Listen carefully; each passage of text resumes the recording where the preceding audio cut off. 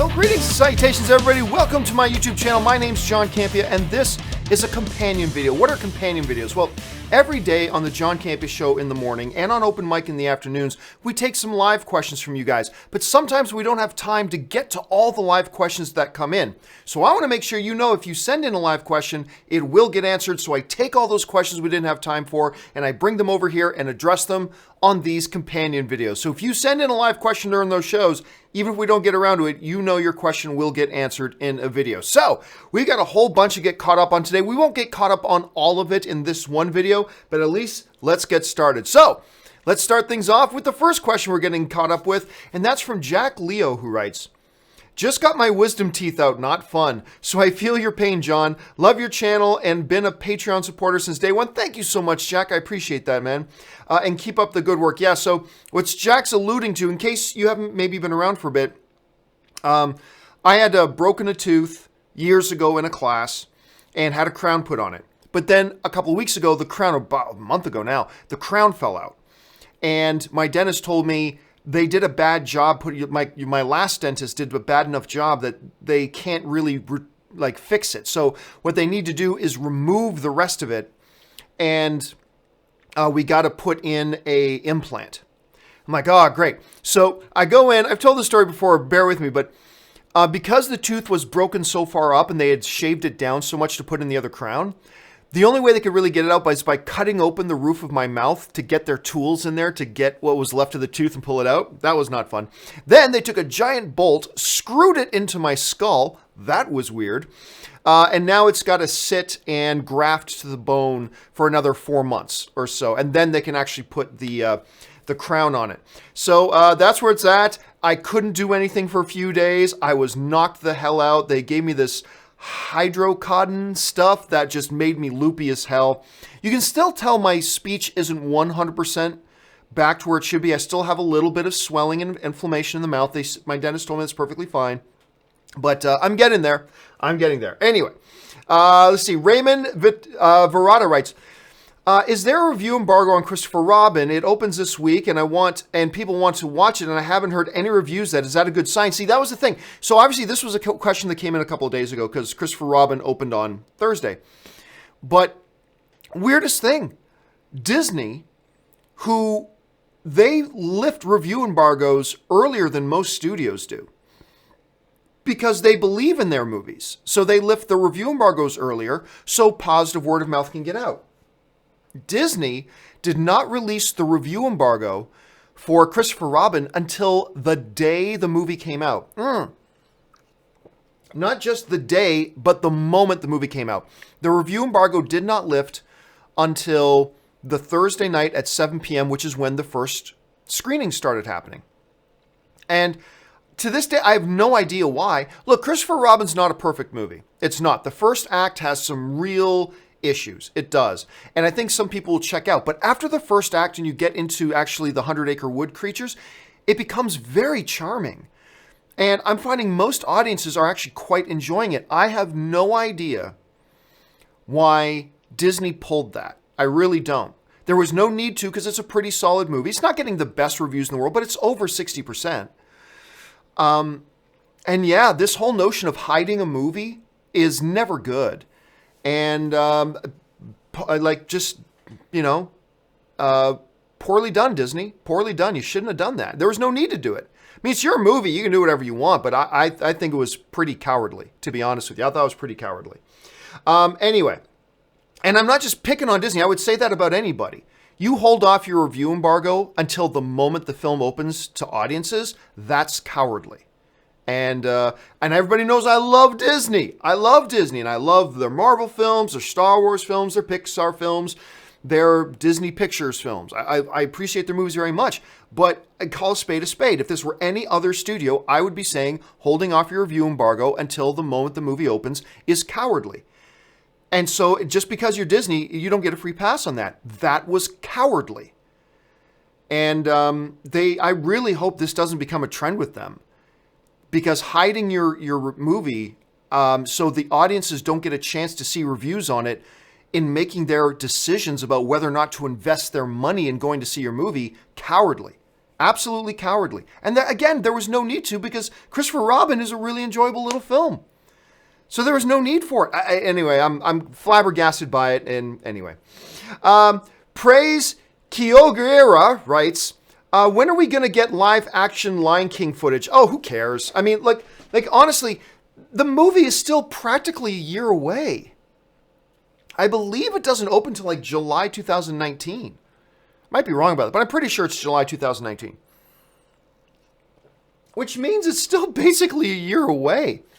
There's no, when we're going to get it, I don't know. Maybe around Christmas time, when a lot of people are going out to theaters, maybe around Christmas time, they'll start dropping the first few teases of it. But I think even Christmas is too soon.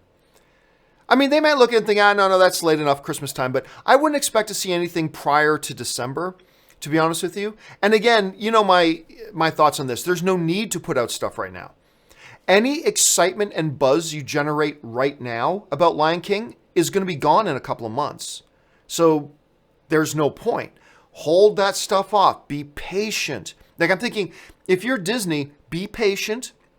Hold off. There's no need to start marketing right now. If you do want to market as early as Christmas because it's the Christmas season, a lot of people are going to be in theaters, you want to push that movie out to them, that's understandable. But I would preach patience to Disney before releasing any of that stuff. There's just no need for it. Movie doesn't come out till next summer. So patience for Disney, patience for us. Believe you me, Praise, I am just as excited as you to see the footage from this thing. I am totally stoked for it.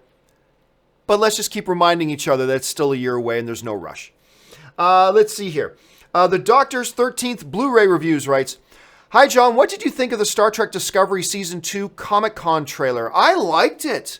And, you know, they went heavy on Christopher Pike. See, when they first announced that Christopher Pike, Captain Christopher Pike, for those of you who don't know, Captain Christopher Pike was a character from the original series that I believe was in like 2 episodes. And then they used him again. He was played by Bruce Greenwood in the new J.J. Abrams Star Trek movies. And now they're bringing that character back again for Discovery. I thought it was going to be like in a couple of episodes, but it looks like Pike is a major character for the entire season now. Like, he's the new captain of the Discovery. And I thought the way the trailer played out looked great. They gave some allusions to some wider Star Trek lore. They had some good action in it, some good dialogue in there. And it looks beautiful. Like, Star Trek Discovery is shot cinematically. It looks movie quality. And you can't often say that about many TV shows. But it looks movie quality. So I was a big fan of Season 1. Let's see if we're a big fan of Season 2. But yeah, I enjoyed the trailer quite a bit. Okay, let's see. Dan's Visuals writes, Do you think Star Wars Episode 9, the last film in the saga, because I really want a true ending to the Skywalker saga? Well, here's the thing. Honestly, to me, The Return of the Jedi was the end of the Skywalker saga. Really? When you really look at it, Star Wars, The Return of the Jedi was the ending to the Skywalker saga.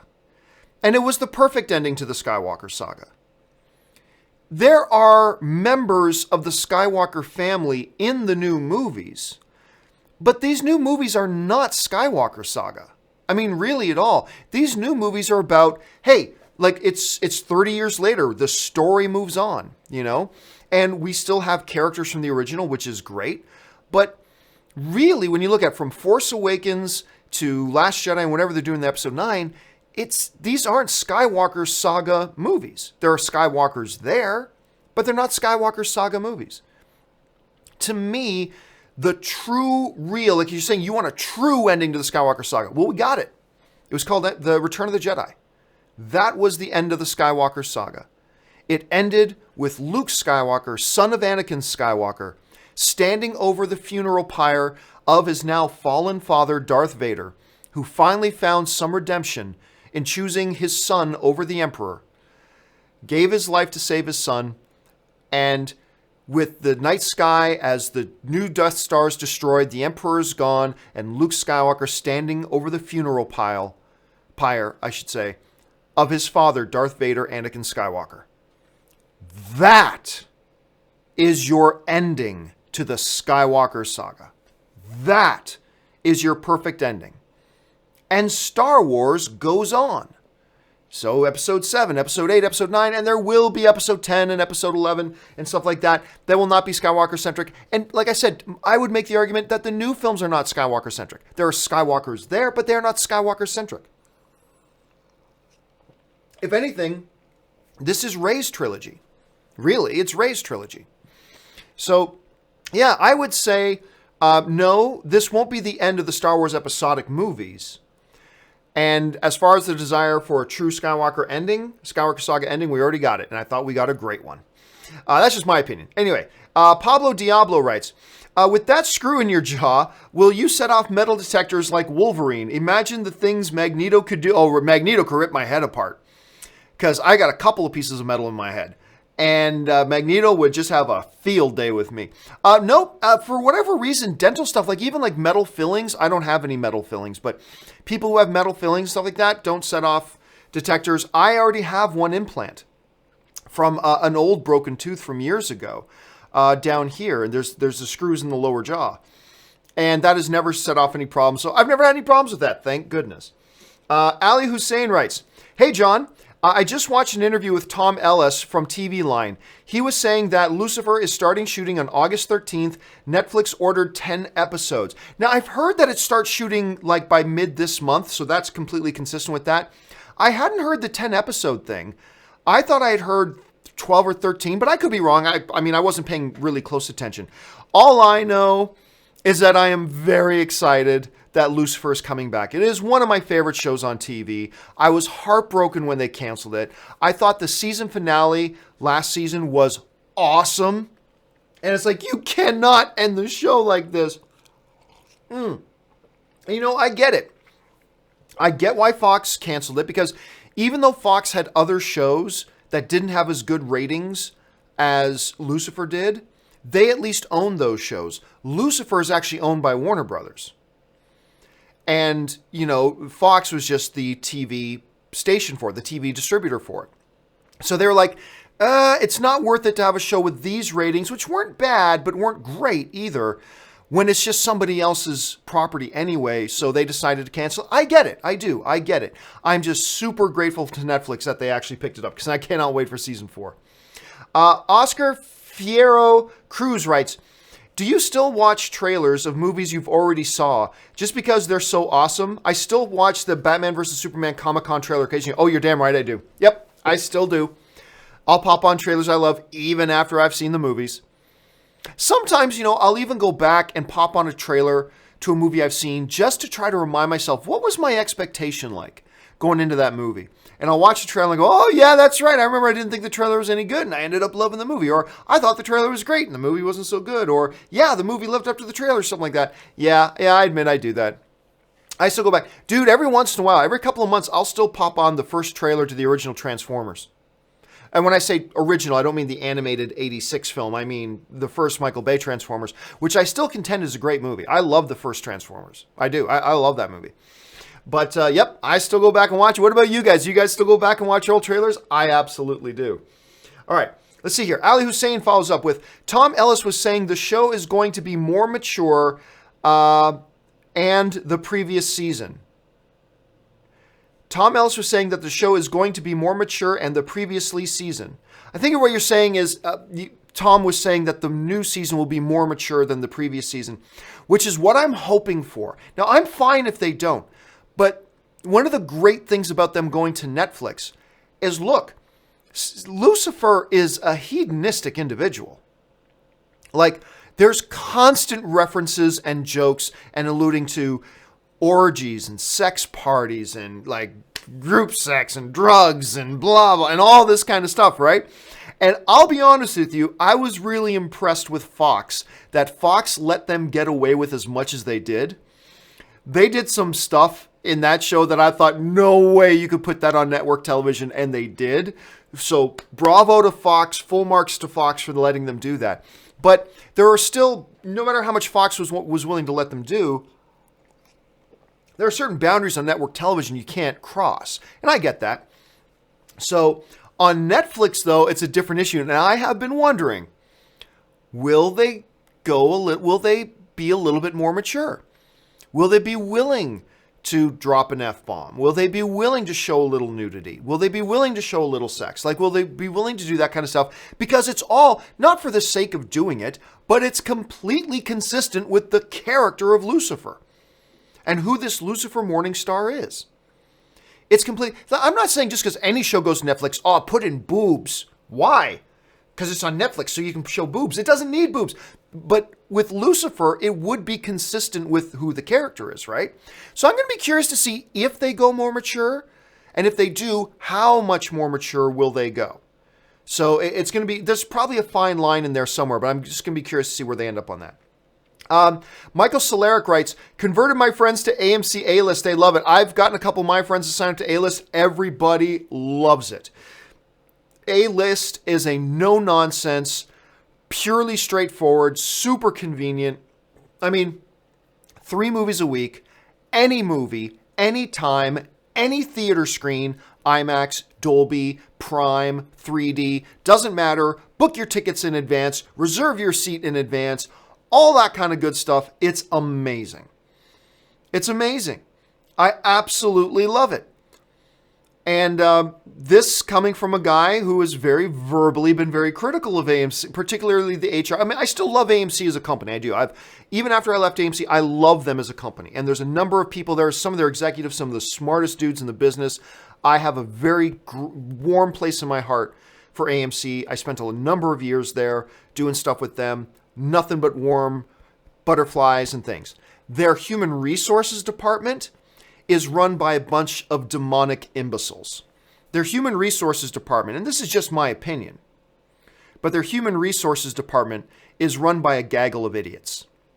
Like, straight up, gaggle of freaking moronic, incompetent idiots. I would really like to go more into it, but I won't. But it is seriously one of the most incredible collective of morons I have ever seen is the HR department at AMC Theaters. Complete gaggle of idiots over there. I cannot do them enough. But anyway, AMC A-List is terrific. I love AMC A-List. Anyway, let's see. John K. writes, saw Sorry to Bother You. What the fuck? I mean, look, I was the same way. Look, I could not wait for Sorry to Bother You. I could not wait for that movie. I was excited about it. I loved the lead. I thought the trailers looked really great. I was excited about it.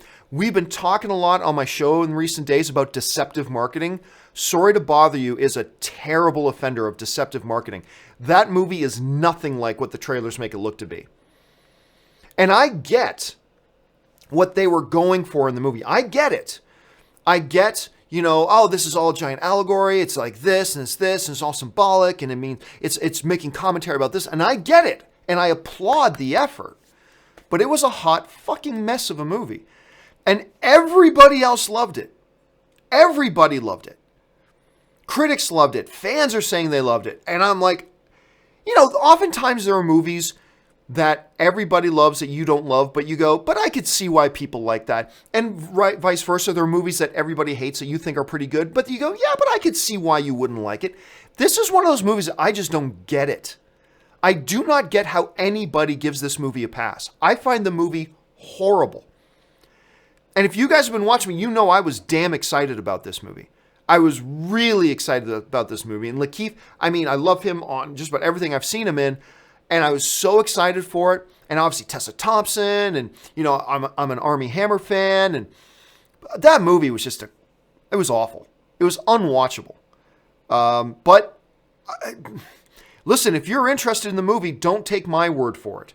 Everybody else is saying it's great. So you should still check it out. If this is a movie that interests you, don't mind me. Go check it out. Because maybe you'll be like everybody else and you'll love it too. It's just one of those ones where I just don't get it. I just don't see anything redeeming about that movie. Anyway, Joe Byram writes, do you feel when someone says there's a big twist in a movie that they just spoiled it for you because now you're getting excited for something that will change up the narrative? Nah, not me. And mostly the reason why it doesn't bother me is because I expect every movie to have some sort of twist. I expect every movie to have some kind of twist. Something that changes the narrative and like changes the direction of the movie bit in an unexpected way. I expect that. Not every movie does, but I go into every movie expecting something like that. Whether it's to a big degree or a small degree or a medium degree, whatever. I personally, as a film fan, go into most movies expecting some kind of twist. So when somebody says to me, oh, the twist in this movie's awesome. Great. I was expecting every movie to have a twist anyway. You like the twist in the movie. Okay, good. Good to know. You didn't like the twist in the movie. Okay, good to know. But for me, no, it doesn't change anything. Like, I've never seen a movie where it's the opening scene is a guy saying, well, today I need to go to the post office and mail a letter. And then the movie ends with the guy going into the post office and mailing the letter. And that's your movie. You expect some kind of twist along the way, something to cause upheaval to our protagonist and to set him on some kind of journey to get to wherever he's going. But you expect something. So when somebody says to me, there's a big twist, blah, blah, blah, honestly, does not faze me at all. And when I'm watching the movie, I'm always expecting something out of the expected, something unexpected to happen. So it doesn't really matter. So I could see why maybe if other people look at movies a little bit differently, that it affects them a little bit more. I get that, totally do. But since you're asking me, hearing somebody say, oh, there's a big twist, it doesn't change anything for me, honestly. But that's just me. That doesn't mean it's the same way for you. But for me, that's kind of the way it is. Let's see. Michael Graining writes, love the show. Thank you so much. Sound much better since your surgery. Yeah, it's gotten a lot better. It's still not perfect. But it's getting there. So I appreciate that very much. John K. writes, over under 50%, The Rock's Black Adam has a post-credit scene in Shazam. Well, this has been a question for a long time. Like, a lot of people have been wondering since they said, Black Adam's not going to be a character in Shazam, and the Black Adam movie's not yet coming, and blah, blah, blah. Because remember, at first, the assumption was they cast The Rock to be the villain in a Shazam movie. Then we never got it, and then 4 years have passed, and now we're hearing it's going to be a standalone movie, and now we got Shazam, but it's not going to have that, and Shazam's going for a lighter family tone. Now, the question got a little bit more definitively answered recently when Dwayne "The Rock" Johnson was doing press for Skyscraper, and somebody directly asked him again, are you going to be in Shazam? To which Dwayne Johnson basically said, no. I mean, I'm paraphrasing, but the answer was no, I'm not in Shazam. I'm not in that movie. He reaffirmed that, hey, Black Adam's coming, but he said, no, I'm not in that movie. Now, there are a couple of ways we could look at that. One is that it's misdirection. Totally could be misdirection. Because if they don't want people to know, if they want Black Adam's appearance in Shazam to be a surprise, and a reporter asks Dwayne Johnson, is Black Adam going to be in this movie? What's Dwayne Johnson supposed to say?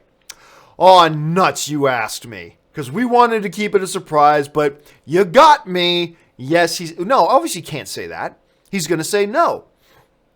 So, granted, Dwayne "The Rock" Johnson said no, and I take him at his word, but we can't discount the possibility that there is a little bit of misdirection going on here. It's possible.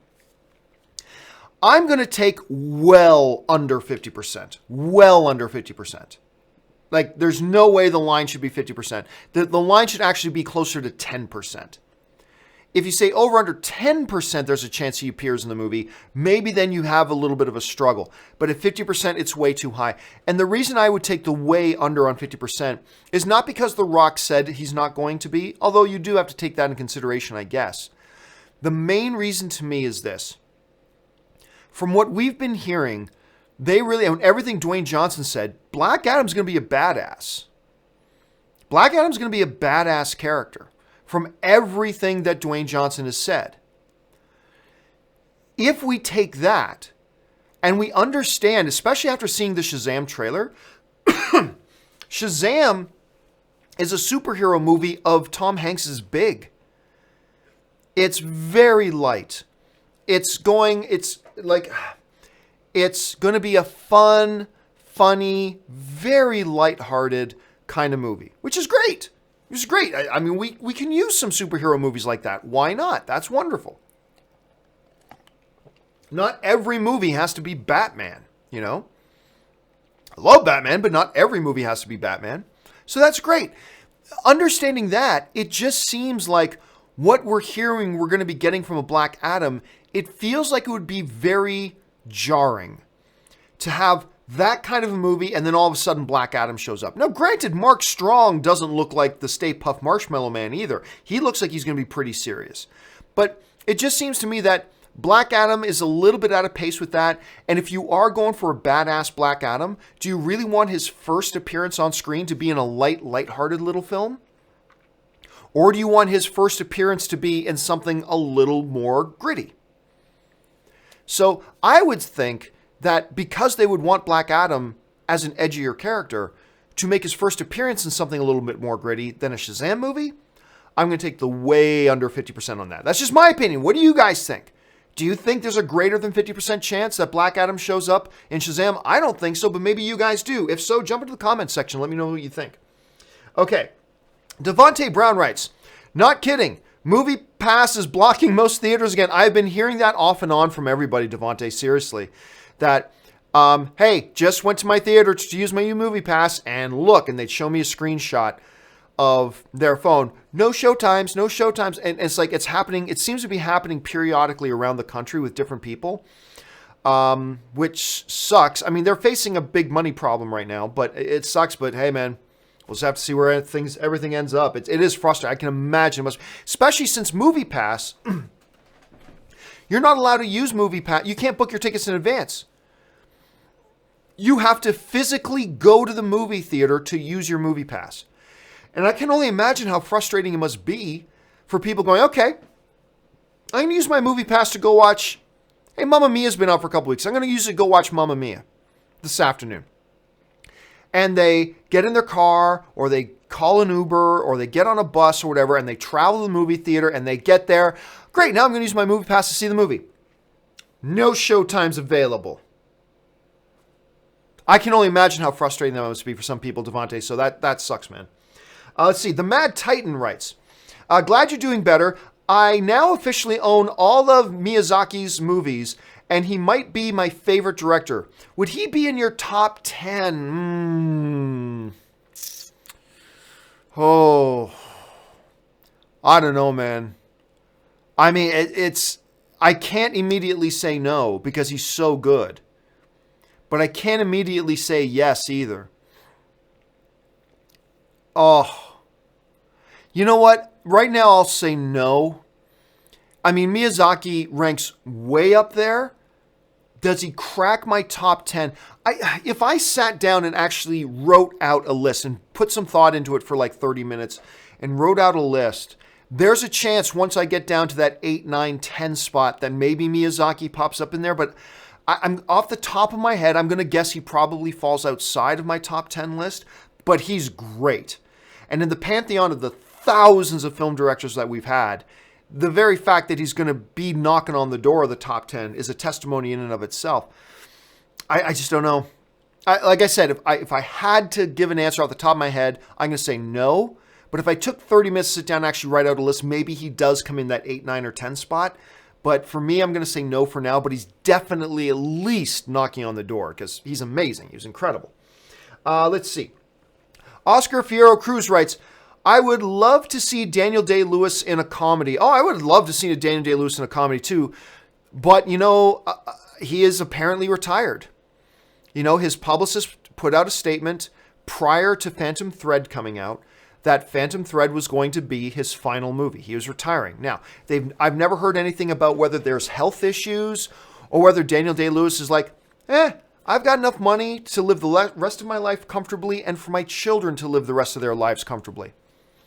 And I really like sitting at home and playing Xbox. And I like being a shoe cobbler. He's a shoe cobbler, by the way. I like cobbling shoes, and I like relaxing and seeing the world and spending time with my family. Maybe that's why he retired. They never actually said why he's retiring. I certainly hope it has nothing to do with health issues. But yeah, apparently, he is retired and we're not going to get a chance to see him do a comedy. If he ever decided to come back into the game, I would love to see him do a comedy. It would be great to see him. I believe he is the greatest actor of all time. He's not my all-time favorite, but I believe you're hard-pressed to make an argument for anybody other than Daniel Day-Lewis as the greatest actor of all time. He's just phenomenal. And for him to come back and do something like a comedy, I would love to see it. Joseph A. Reinhard writes, have you checked out Castle Rock yet? I have.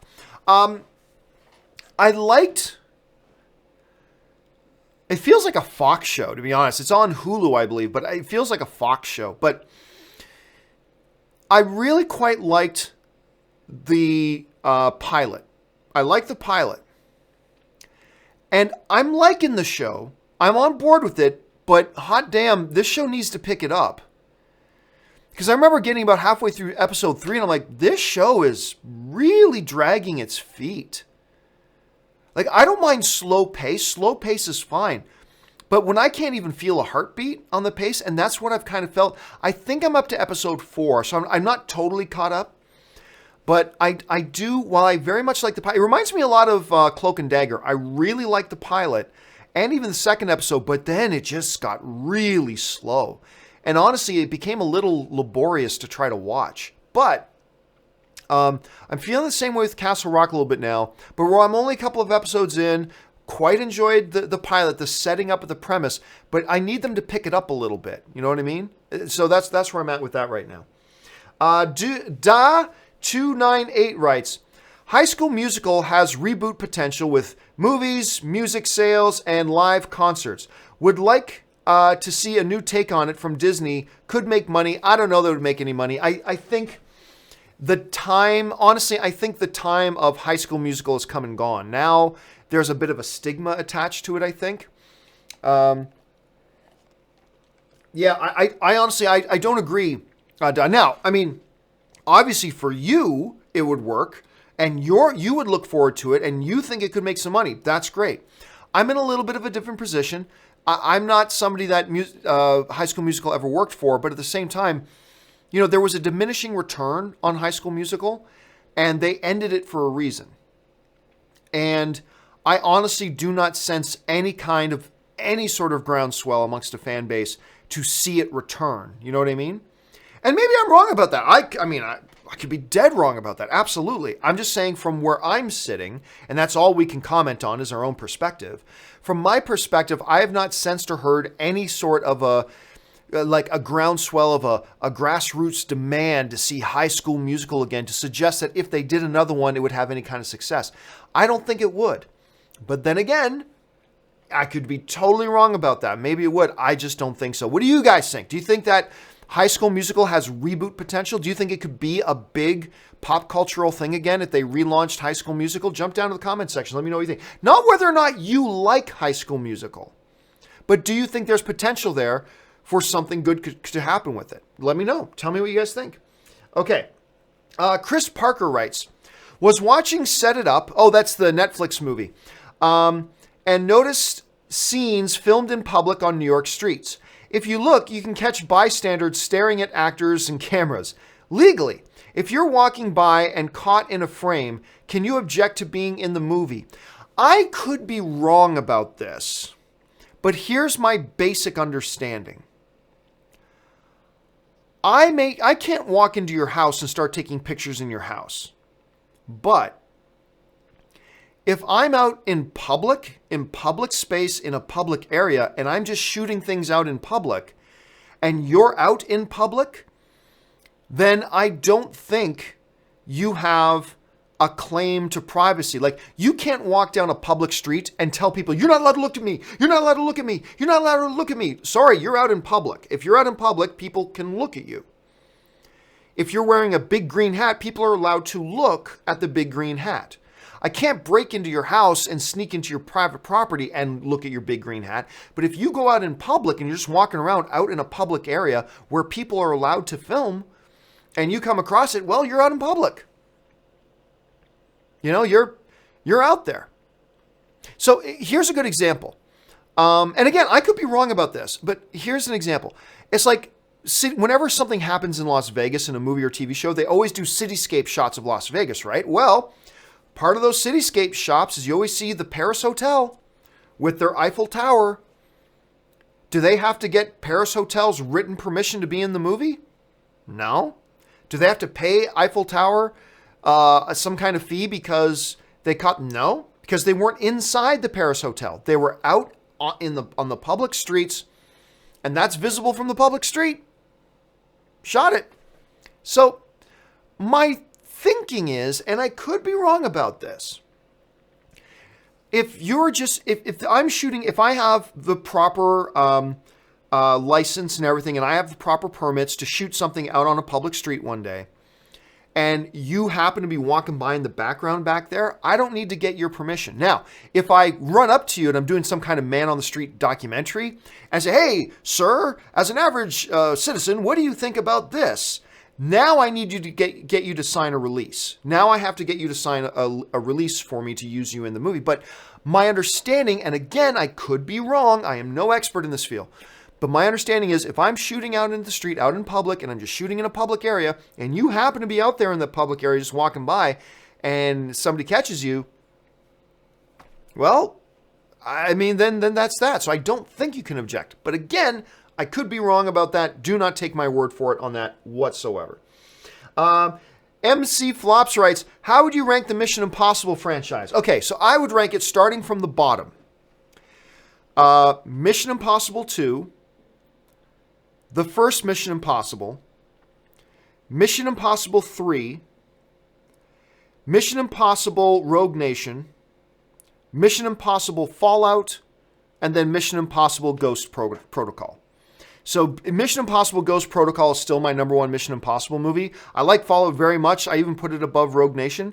So yeah, it's Ghost Protocol, Fallout, Rogue Nation, Mission Impossible 3, Mission Impossible 2, Mission Impossible 1, Mission Impossible 2. That's how I would personally rank them.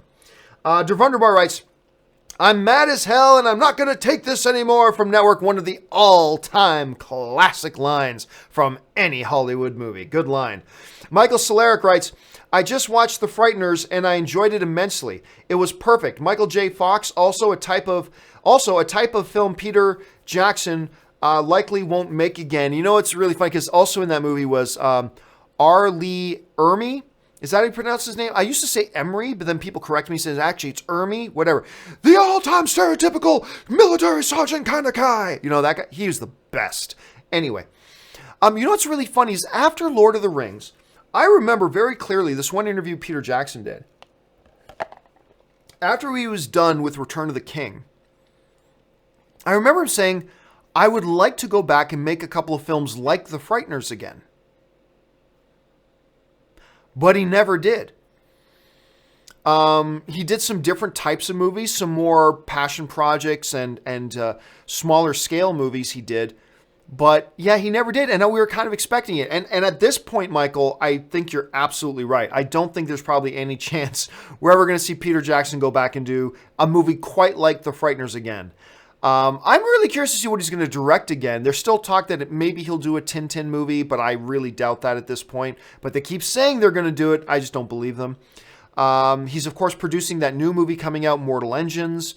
So that looks really interesting. But you're right. I don't know that we're ever going to see him do a movie like The Frighteners again.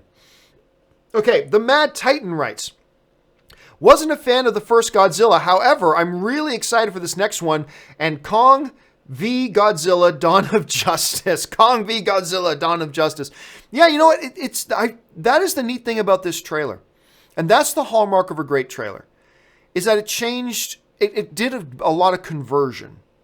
And what I mean by conversion is people who were not looking forward. It's a trailer that took people who weren't even looking forward to the movie or were even against the movie into people who are now I'm looking forward to it. And I think this was a type of trailer that caused a lot of conversion. One of the big criticisms of that last Godzilla movie was that you barely saw any of the monsters, particularly Godzilla. This trailer, at least, is suggesting to us we're going to see more monsters. And I don't just mean numerically, I mean more screen time for the monsters, which is, I think, what a lot of people want to see. It also had a great tone to it, great feel to it. The aesthetic of it looks really cool. It just did a lot of good things right, man. And I think there's a lot of people like you who may not have been the biggest fan of the first one, but they're looking forward to the second one, and I think you're not alone in that, Mad Titan. All right. Last question of the day comes to us from Chris Martin, who writes, did you see the San Diego Comic-Con poster for Halloween by Bill Sienkiewicz? Looks great. I did finally see that poster. I didn't see it till the other day, but I saw it the other day with Michael. It almost looks like a superhero poster. In many ways, it does look like a superhero poster. With Michael Myers standing in that pose and the blade in his hand and all that kind of stuff. It's a good poster. It's a good poster. I do not care about Halloween, but I gotta say, the trailer was quite good. That trailer got me. And that poster's pretty damn sweet too. I still don't have a lot of interest in Halloween, but I gotta say, that trailer was pretty good. And this new poster you're talking about was also pretty damn good. All right, guys, that will do it for this installment of the companion video. Thanks so much for being here. Don't forget, guys, click subscribe, become a subscriber to this YouTube video. Also, guys, listen, do me a favor. It may not seem like a big thing, but click the thumbs up button if you enjoy watching these videos. It really does help the channel. It helps the videos a lot. And also leave a comment below. Leave any of your thoughts on any or all the topics that we discussed here today. All right, guys, that'll do it for me. Thanks a lot for joining me. My name's John Campea, and until the next video, bye-bye.